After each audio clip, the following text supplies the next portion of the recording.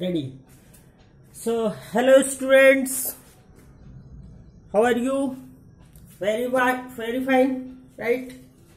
So today I am going to now start chapter number 10, that is gravitation. Okay, so this chapter is fully based on the previous chapters what we have completed in the last video, that is in motion and in laws of motion, force and laws of motion.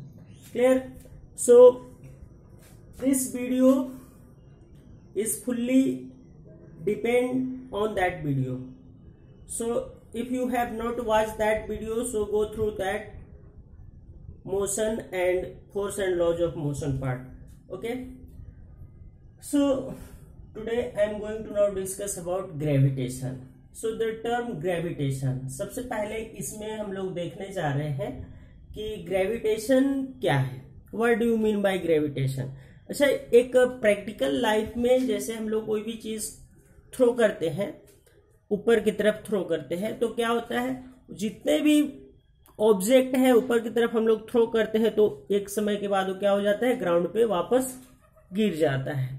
अब जितने भी चीज ऊपर से जब नीचे गिर जा रहे हैं, मतलब ऐसे भी कोई भी ऑब्जेक्ट क्या है, जैसे apple, falling of apple that was seen by Newtons, तो वो तो उस चीज को एक्सप्लेन किए. बट कोई भी चीज जो है ऊपर से नीचे की तरफ फॉल कर रहा है, गिर रहा है ऑन द अर्थ, इसका सीधे से मतलब है कि कोई न कोई है, अच्छा कोई न कोई शक्ति है अर्थ में जो किसी भी चीज को अपने तरफ क्या कर रहा है, अट्रैक्ट कर रहा है. तो कौन सी शक्ति है, सबसे पहले ये चीज जानना है. वो कोई दैवीय शक्ति है क्या, वो कोई केमिकल शक्ति है क्या, अच्छा ये नेचर है.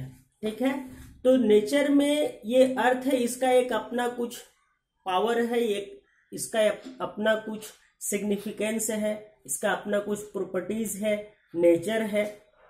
ये कोई ग्रेविटी कोई दैवीय शक्ति नहीं है, डोंट कंफ्यूज योरसेल्फ. ये कोई केमिकल पावर भी नहीं है. तो ये है simply the physical nature of the earth. Earth क्या है, एक मैग्नेट की तरह है. मैग्नेट क्या करता है, किसी भी चीज को अपने तरफ क्या करता है, मतलब मेटल होना चाहिए, दैट शुड बी मेटल.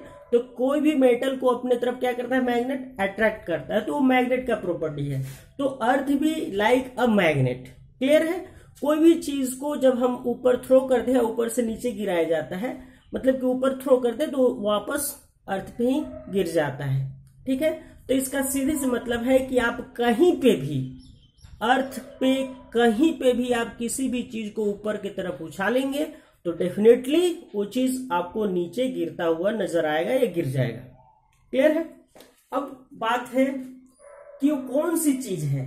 तो अर्थ में एक पावर है, एक शक्ति है, by which any object attracts towards the earth, that is known as gravity. Clear. So earth has a power by which any object attracts towards the earth and that power is known as gravity. Clear? अब ये देख रहे हैं कि gravity एक power है किसका, अर्थ का, और ये कोई भी चीज को क्या करता है, अपने तरफ अट्रैक्ट करता है. ठीक है, कोई भी चीज को अपने तरफ अट्रैक्ट करता है. तो ये पावर क्या, इसका कोई रेंज है, 10 किलोमीटर तक लीनियर डायरेक्शन में काम करता है, 20 किलोमीटर तक काम करता है, नहीं. इसका कोई लीनियर डायरेक्शन में कोई रेंज नहीं है. On the whole earth it acts similarly. Clear. पूरे पृथ्वी पर ये जो ग्रेविटी है, ये जो अर्थ का जो पावर है, वो पूरे ग्रेविटी पे, सॉरी पूरे अर्थ पे ये सिमिलर ढंग से, सिमिलर रूप से वर्क करती है. क्लियर. अब है कि क्या इसका अपवर्ड डायरेक्शन में भी कोई रेंज है क्या, तो डेफिनेटली अपवर्ड डायरेक्शन में इसका रेंज है. ग्रेविटी का अपवर्ड डायरेक्शन में रेंज है कि एक सर्टेन डिस्टेंस कवर करने के बाद अपवर्ड डायरेक्शन में जैसे जैसे हम लोग अर्थ सरफेस से जैसे जैसे अपवर्ड डायरेक्शन में ऊपर की तरफ जाते हैं, पावर ऑफ ग्रेविटी डिक्रीजेस, घटते जाता है। जैसे जैसे ऊपर जाते हैं हम लोग, ग्रेविटी का पावर क्या हो जाता है, घटते जाता है। और एक समय ऐसा आता है जहां पे कोई ग्रेविटेशनल अट्रैक्टिव फोर्स काम नहीं करता है, and that part is known as space. बोलते हैं ना हम लोग स्पेस, अंतरिक्ष बोलते हैं स्पेस। तो स्पेस में क्या है, कोई ग्रेविटी नहीं है। और स्पेस में एक चीज और पता होना चाहिए कि वहां पे ग्रेविटी नहीं होने के वजह से जो भी एस्ट्रोनॉट्स होते हैं स्पेस में जाते हैं वो फ्लोट करते हैं, ठीक है, वो फ्लोट करते हैं। क्लियर। हम लोग जिस तरह से अर्थ पे नॉर्मली चल पाते हैं उस तरह से स्पेस में लोग नहीं चल पाते। क्यों? क्योंकि वहां ग्रेविटी नहीं है। तो ग्रेविटी नहीं होने के कारण जितने भी चीजें हैं, भारी से भारी चीज वहां पे हल्का महसूस होता है। क्लियर है। वो हम लोग आगे चैप्टर में देखेंगे कि कितना वहां पे क्या फोर्स लगता है, कितना ग्रेविटी है, वो आगे हम लोग चैप्टर में देखेंगे। बट ये चीज रखना है कि जैसे दिमाग में कि जैसे हम लोग ग्रेविटी से जैसे ऊपर जाते हैं अर्थ से, अर्थ, तो इसका जैसे जैसे ऊपर हम लोग बढ़ते हैं, अर्थ के जैसे जैसे ऊपर बढ़ते हैं, जी क्या होते जाता है, नेगेटिव होते जाता है। मतलब जी जो है ग्रेविटी है, ग्रेविटी। और इसको बोलते हैं acceleration, acceleration due to gravity. ये क्या है, एक्सेलरेशन ड्यू टू ग्रेविटी है। तो जैसे जैसे हम लोग ऊपर की तरफ अर्थ से जाते हैं, जी का वैल्यू क्या हो जाता है, माइनस हो जाता है, मतलब घटते जाता है। और जैसे जैसे जी इज माइनस, और जैसे जैसे हम लोग ऊपर से अर्थ की तरफ आते हैं जी का वैल्यू प्लस होते जाता है। जैसे जैसे हम लोग ऊपर से नीचे की तरफ आई मीन कि अर्थ पे आते जाते हैं उसका वैल्यू क्या होता है, ग्रेविटी का बढ़ते जाता है। So this G is known as acceleration due to gravity. अब सिंपल सी बात है, what is acceleration due to gravity? So the nature of the earth by which any object attracts towards the earth,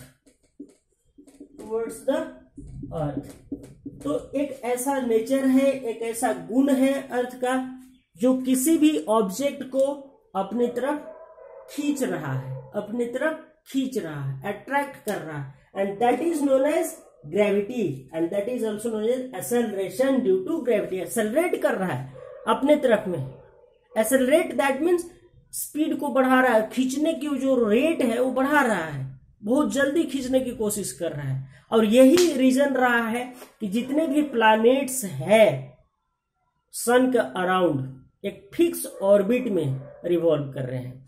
यही reason है due to acceleration जो moon है वो अर्थ के चारों तरफ रिवॉल्व कर रहा है। पता है जितने भी प्लैनेट्स हैं वो सन के अराउंड रिवॉल्व कर रहे हैं और मून अराउंड अर्थ रिवॉल्व कर रहा है, and this is why, so this is due to gravity और acceleration due to gravity. Clear? So some important points,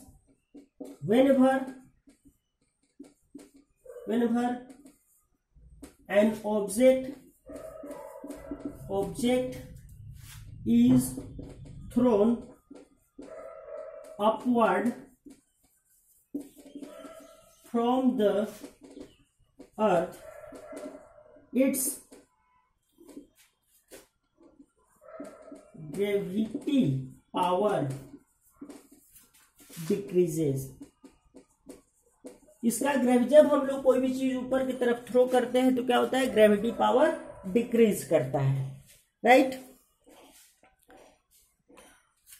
and whenever any object falls towards the earth, its gravity power increases. तो जैसे जैसे हम लोग अर्थ से बाहर जाते हैं, gravity power acceleration due to gravity decrease होता है, और जैसे जैसे कोई भी ऑब्जेक्ट अर्थ की तरफ में गिरता है, आता है, तो ग्रेविटी का पावर इंक्रीज होता है, प्लस होता है. क्लियर है? दो हम लोग फिगर में यहाँ पे देख रहे हैं. So note it on your copy. समझ गए? नोट करें इसको. नोट कर लिए? वीडियो को पॉज करके नोट करना है. ओके. सो ग्रेविटेशनल, जब ग्रेविटी कोई भी चीज को अट्रैक्ट कर रहा है, तो इसका मतलब है कि दो बॉडीज के बीच में फोर्स लग रहा है. जो ये अर्थ है वो कहीं न कहीं दूसरे बॉडी पे फोर्स लगा रहा है. ये फोर्स लगा रहा है, खींच रहा है. कैसा? अट्रैक्टिव फोर्स है. कैसा फोर्स है? तो अट्रैक्टिव है. तो अट्रैक्टिव फोर्स के वजह से कोई भी ऑब्जेक्ट टुवर्ड्स अर्थ आ जाते हैं. ठीक है? तो जो फोर्स है, और अब हम लोग बोल सकते हैं कि the force acting between the earth and any object is known as what? That is attractive force. Clear? Attractive है मतलब कि एक्सेलरेशन ड्यू टू ग्रेविटी वो क्या है? अट्रैक्टिव फोर्स है. ठीक है? अट्रैक्टिव फोर्स अप्लाई कर रहा है अर्थ कोई भी बॉडी पे.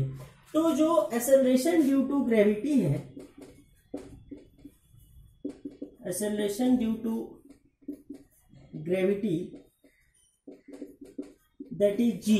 तो इसका एक वैल्यू है, जिसको हम लोग एक्सेलरेशन ड्यू टू ग्रेविटी, जिसको जी से डिनोट करते हैं, 9.8 मीटर पर सेकेंड स्क्वायर. ये एक्सेलरेशन है. क्या है? Acceleration due to gravity. That's why we have written metre पर second square, it's unit. Clear है? और इसका वैल्यू है जी. जो हम लोग चैप्टर में आगे इसका वैल्यू कैसे जी आया वो कैलकुलेट करेंगे. ठीक है? अब है कि कोई भी दो बॉडी के बीच में अट्रैक्टिव फोर्स लगेगा. तो कोई भी दो बॉडी के बीच में जो अट्रैक्टिव फोर्स लगेगा, तो कितना अट्रैक्टिव फोर्स लगेगा ये हम लोग को यहां पे इस चैप्टर में निकालना है, देखना है. तो उसका नाम चैप्टर में उस टॉपिक का नाम है universal gravitational law of universal constant. So make your heading law of gravitational constant. So universal law of gravitation.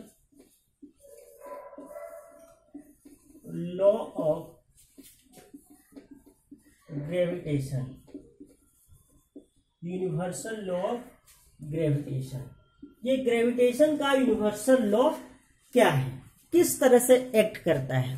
तो let us suppose two bodies A and B are kept at a distance of R apart from it. दो body है, जो distance दोनों के बीच में क्या है? Are है. आर डिस्टेंस पे दो बॉडी रखा गया है, जिसका मास बॉडी ए का m1 है और इसका मास m2 है. तो let us suppose two bodies A and B of masses m1 and m2, m1 and m2 are kept at a distance of r apart from it. दो बॉडीज ए और B रखे हुए हैं, ठीक है, वो दोनों के बीच का डिस्टेंस आर है। बॉडी ए का मास ए है और बॉडी बी का मास बी है। अब ये दोनों के बीच में कैसा फोर्स लगेगा? अट्रैक्टिव फोर्स लगेगा। This is why this is due to acceleration due to gravity. Clear है? अब यहां पे देख रहे हैं कि ये जो दोनों के बीच में जो फोर्स वर्क करेगा तो किस तरह से करेगा। So then the force on this body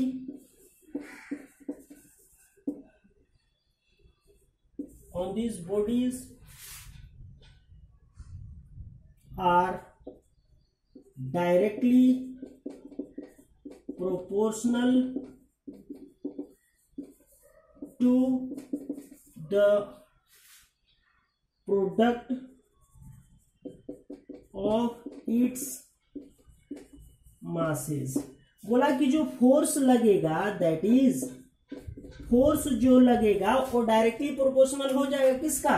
इसका मास के प्रोडक्ट के, that is m1 into m2। This is equation number 1। Clear है? ये फोर्स ये दोनों के बीच में कितना फोर्स लगेगा? तो बोला कि जो फोर्स लगेगा वो डायरेक्टली प्रोपोर्शनल होगा इसका मास के प्रोडक्ट के। तो इसका मास m1, इसका मास m2, so force is directly proportional to m1 into m2। Second बोला also the force between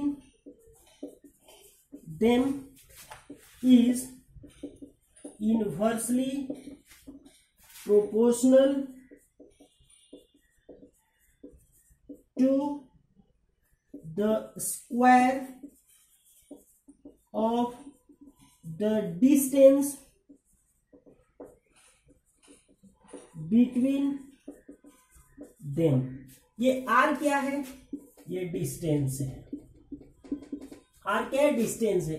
m1 क्या है? मास है। m2 क्या है? मास है। तो बोला कि जो फोर्स इसमें लगेगा, यहां पे लिखो, जो फोर्स इसमें लगेगा वो इनवर्सली प्रोपोर्शनल होगा, inversely proportional to the square of the distance between them, that is 1/r square. 1/r square यही हुआ inversely proportional. 1/r square, square of the distance between them. ये दोनों के बीच में कितना फोर्स लगेगा? ये दोनों के बीच का जितना डिस्टेंस है उसका स्क्वायर कीजिए, उसका इनवर्स कीजिए तो फोर्स पता चलेगा। तो दो बातें यहां से निकल के आई कि जब दो बॉडीज है A and B, certain distance r distance पे रखा हुआ है जिसका मास m1 एंड m2 है, तो वो दोनों के बीच में फर्स्ट बोला फोर्स लगेगा ये दोनों के मास के प्रोडक्ट के प्रोपोर्शनल। सेकेंड बोला कि इन दोनों के बीच में फोर्स लगेगा इसका जो डिस्टेंस है ये दो बॉडीज के बीच का उसका स्क्वायर का इनवर्सली प्रोपोर्शनल रहेगा। क्लियर है? तो अब हम लोग देख रहे हैं इक्वेशन 1 में लेफ्ट पार्ट में फोर्स है, इक्वेशन 2 में लेफ्ट पार्ट में फोर्स है। सो कंबाइनिंग इक्वेशन 1 एंड 2 टुगेदर, ये दोनों को कंबाइन करेंगे एक साथ इक्वेशन 1 और 2 को, तो क्या देगा? So F is directly proportional to m1 m2 by r square, ऐसा कुछ मिल जाएगा दोनों कंबाइन की इक्वेशन को। अब देख रहे हैं कि यहाँ पे प्रोपोर्शनलिटी साइन को अगर हम हटाएं, दिस इंप्लाइज प्रोपोर्शनलिटी साइन को हटाएंगे तो यहाँ पे नया टर्म कांस्टेंट आएगा and that constant is g। So m1 m2 by r square. तो एक यहाँ पे हम लोग को नया फॉर्मूला मिल गया, F is equal to g m1 m2 by r square. F is equal to g m1 m2 by r square. Clear है? अब यहां से अगर हम बात करें कि g क्या है, तो g क्या है, तो g का निकालते हैं value. g is equal to F R square cross multiply होगा बाई m1 m2, दूसरा formula this is equation number 4। अब ये जी नया चीज मिला है, इसके बारे में लिखते हैं कि ये जी क्या है। Where G is a proportionality constant. G क्या है? प्रोपोर्शनलिटी कांस्टेंट है। कॉल्ड क्या कहा जा रहा है? Called universal gravitational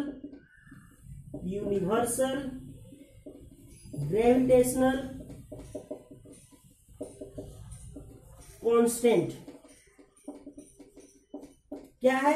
universal gravitational constant है जी, यूनिवर्सल ग्रेविटेशनल कांस्टेंट है। ये प्रोपोर्शनलिटी कांस्टेंट है जिसका नाम हम लोग दिए यूनिवर्सल ग्रेविटेशनल कांस्टेंट। अब इसका ऐसा यूनिट पता करते हैं। तो ऐसा यूनिट निकालने के लिए मैं मोशन चैप्टर में भी बताया हूं फॉर्मूला से कैसे ऐसा यूनिट निकालते हैं। तो ध्यान देखते हैं कि ऐसा unit is equal to newton metre square पर KG square. Newton metre square पर केजी स्क्वायर। देखिए यहाँ पे कैसे आ रहा है। फोर्स का ऐसा यूनिट क्या होता है? न्यूटन। आर मतलब क्या है? डिस्टेंस है ना, तो डिस्टेंस का स्क्वायर क्या होता है? Distance square. तो डिस्टेंस का ऐसा unit meter, so meter square by, यहाँ मास है तो 2 मास है तो मास का ऐसा यूनिट क्या होता है? KG. So KG into KG that is KG square. तो आ गया न्यूटन मीटर स्क्वायर पर केजी स्क्वायर। ठीक है। और ये अगर ये यूनिवर्सल कांस्टेंट है तो इसका एक सर्टेन वैल्यू है, वो हम लोग यहाँ पे लिखते हैं। इसके नीचे लिखेंगे जी का value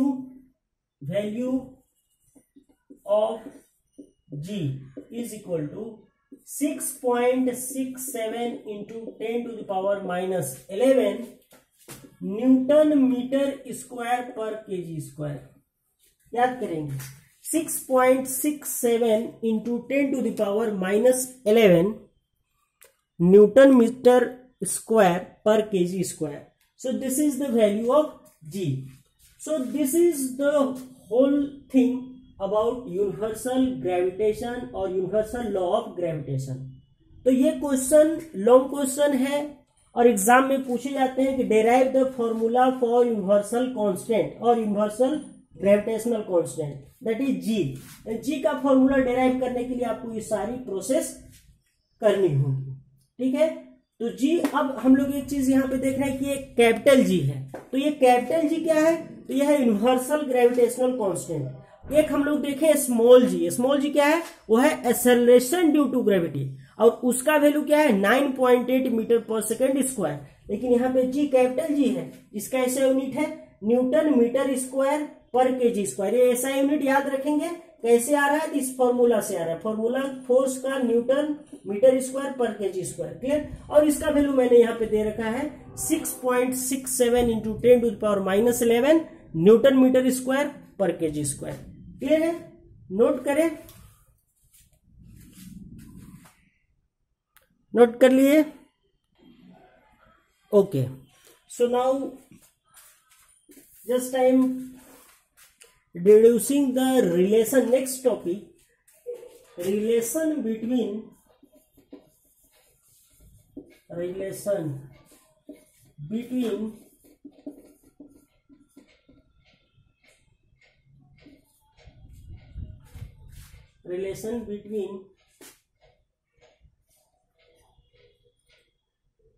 G and G। Relation between g and G. समझ गए जी? रिलेशन बिटवीन जी एंड जी।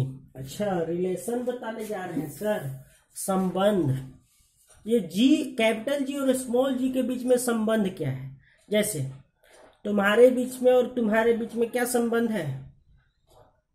हाँ, सोच के बताना। तुम्हारे बीच में और तुम्हारे बीच में क्या संबंध है? अच्छा, भाई बहन का है। Very good. और कुछ नहीं सोचना है।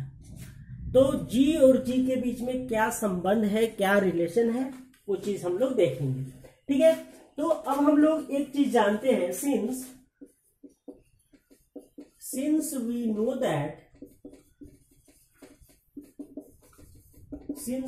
that from second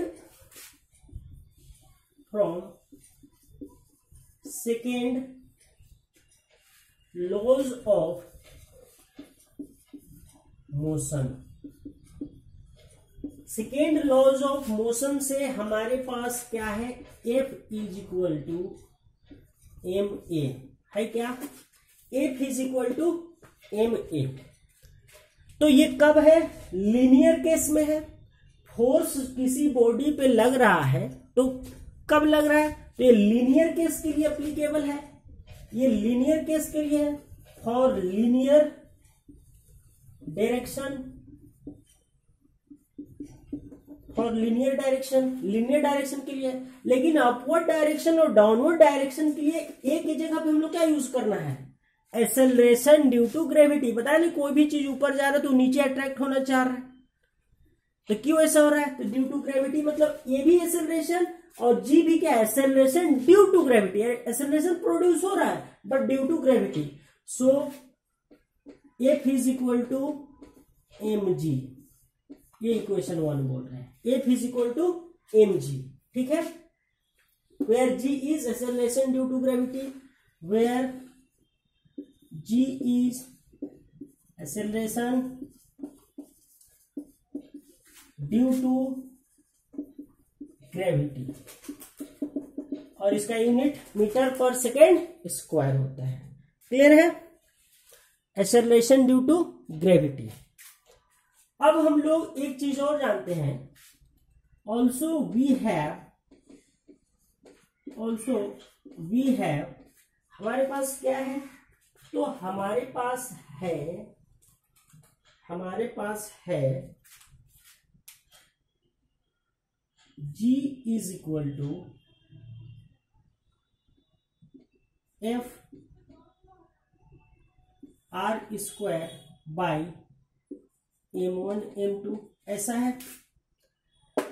also we have G is equal to from universal gravitational constant, universal gravitational constant से G is equal to F R square by M1 into M2। अब यहां से F का वैल्यू क्या हो जाएगा, therefore F is equal to G M1 M2 by R square। This is equation number 2। Clear है। अब ध्यान से देखें तो इक्वेशन 1 में भी लेफ्ट पार्ट में फोर्स है, फोर्स का टर्म है, और इक्वेशन 2 में भी लेफ्ट पार्ट में फोर्स का टर्म है। तो क्या ये दोनों इक्वेशन को हम लोग इक्वेट कर सकते हैं, ऑब्वियसली कर सकते हैं। तो लिखेंगे इक्वेटिंग इक्वेशन 1 एंड 2, इक्वेशन 1 को और 2 को इक्वेट करने जा रहे हैं। तो F is equal to M G and F is equal to J M1 M2 by R square। So this will be mg is equal to this G M1 M2 by R square। Clear है। अब यहां से हम लोग small g का value निकालेंगे कब, अब एक कंडीशन आ गया, ये क्वेश्चन नंबर 3 है। अगर बोल रहे कि दो बॉडीज के बीच में फोर्स लग रहा है ऐसा, अगर वो दोनों बॉडीज को सपोज करें कि दोनों बॉडीज का मास सेम है, so suppose two bodies having same mass, that is M1 is equal to M2 that is equal to M। दोनों बॉडीज का मास अगर सेम है तो क्या हो जाएगा, देन देखिए इक्वेशन कैसा बनेगा, mg is equal to G M into M by R square। क्योंकि M1 और M2 की जगह पे क्या हम लोग पुट करेंगे, M पुट करेंगे। सो यहाँ पे एक M, यहाँ पे एक M कैंसिल हो जाएगा, तो क्या बचेगा हमारे पास, so this implies G is equal to Gm/r². G is equal to Gm/r². This is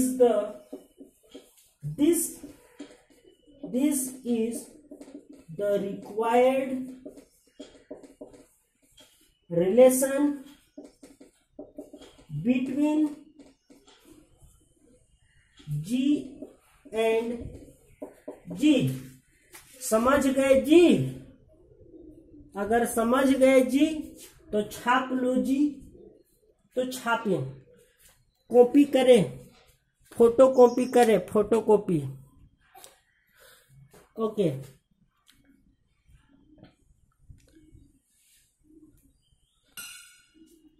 Written. So this is all about the relation between G and G. Capital G, where capital G is a universal gravitational constant, while small g is acceleration due to gravity. So don't confuse about these two terms, capital G and small g, right? Because these two G's are fully different and its value constant. These two values are constant, its values are different.